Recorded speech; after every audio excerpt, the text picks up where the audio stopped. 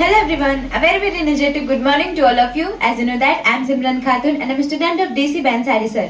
So guys, जैसे कि आप लोगों को पता है कि अभी हमारे DEC में ग्रामर की सीरीज चल रही है, जिसमें से हमारा टॉपिक है parts of speech. Noun, pronoun and adjective पूरी अच्छी तरह से दी एंड हो चुका है। आज है हमारा पार्ट्स ऑफ स्पीच का नेक्स्ट टॉपिक वर्ब, जिसमें से व्हाट इज वर्ब उसके डेफिनेशन के साथ बहुत अच्छे तरीके से पिछले क्लास में हो चुका है। सो अगर आप लोगों को वो वीडियो चाहिए हो तो DC चैनल से जाकर ले सकते हैं। सो आज है हमारा topic kinds of verb. So without any further delay let's start the topic. Kinds of verb, इसमें से फर्स्ट है ट्रांजिटिव वर्ब। ट्रांजिटिव वर्ब इसका हिंदी होता है सकर्मक क्रिया। सो ट्रांजिटिव वर्ब किसे कहते हैं, आइए देखते हैं। Sentence, a transitive verb is a verb that requires one of more objects to complete its sense. ये इसका इंग्लिश डेफिनेशन हो गया। अब आइए इसका हिंदी देखते हैं। जिस वर्ब के साथ ऑब्जेक्ट का प्रयोग किया गया हो उसे ट्रांजिटिव वर्ब कहते हैं। यानी कि इसका मतलब ये हुआ कि जिस वर्ब के साथ, यानी कि किसी सेंटेंस में सब्जेक्ट भी आए, वर्ब भी आए और उसके साथ ऑब्जेक्ट का भी यूज किया गया हो तो वह हमारा ट्रांजिटिव वर्ब हो जाएगा। यानी कि यहाँ पे डेफिनेशन में बताया जा रहा है कि जिस वर्ब के साथ ऑब्जेक्ट का प्रयोग किया गया हो उसे ट्रांजिटिव वर्ब कहते हैं। यानी कि उसमें ऑब्जेक्ट आना निश्चित है। एग्जाम्पल से समझते हैं, जैसे कि Shubham is reading a book. तो यहाँ पे शुभम हो गया हमारा सब्जेक्ट, रीडिंग हो गया वर्ब एंड यहाँ पे बुक हो गया ये ऑब्जेक्ट।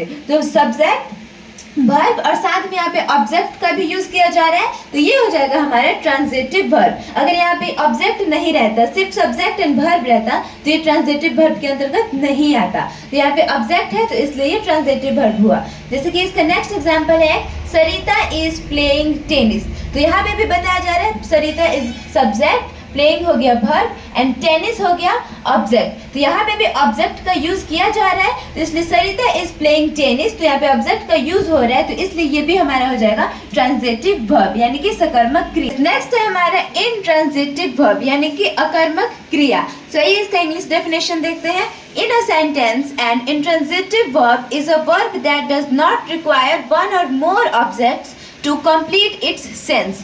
ये हो गया इंट्रांजिटिव वर्ब का इंग्लिश डेफिनेशन। आइए इसे हिंदी में अच्छे से समझते हैं।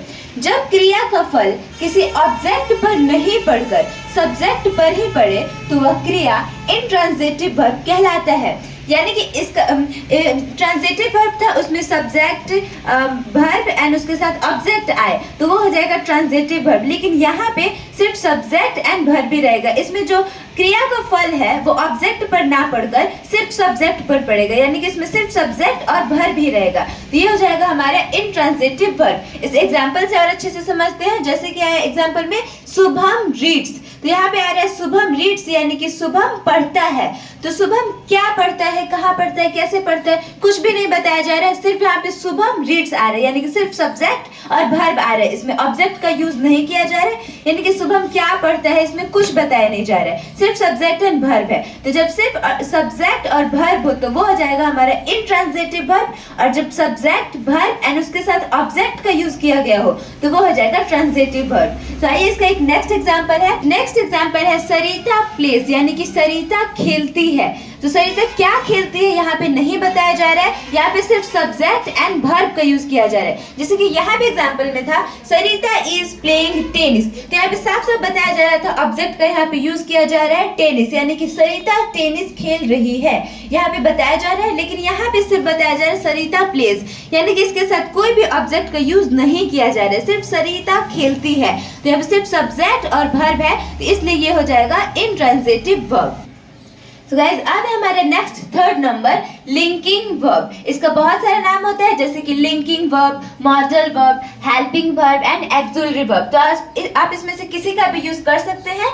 तो आइए इसका डेफिनेशन देखते हैं। जिस वाक्य या क्रिया का अर्थ पूरा करने के लिए किसी कॉम्प्लीमेंट यानी पूरक का प्रयोग करना पड़ता है उसे लिंकिंग वर्ब, एक्सिलरी वर्ब या मॉडल वर्ब कहते हैं।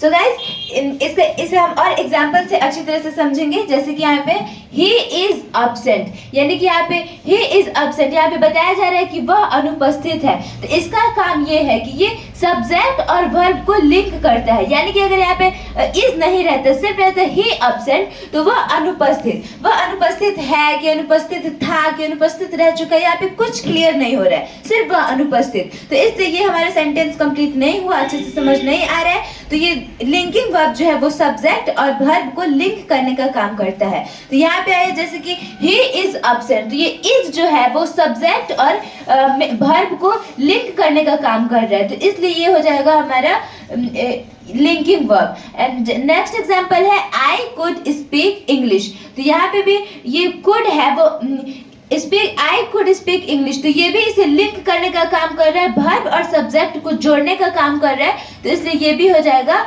ये modal verb could. So guys, I hope कि आप लोगों को ये अच्छे से पूरा समझ आया हो, और इसे आप लोग अपने कॉपी पे अच्छे से नोट कर ले और इसकी प्रैक्टिस करते रहिए। अगर आप लोगों को ग्रामर के और भी कोई भी टॉपिक चाहिए हो, कंटेंट चाहिए हो, तो सारे डीसी चैनल पे अपलोडेड है, वहां से आप जाकर ले सकते हैं।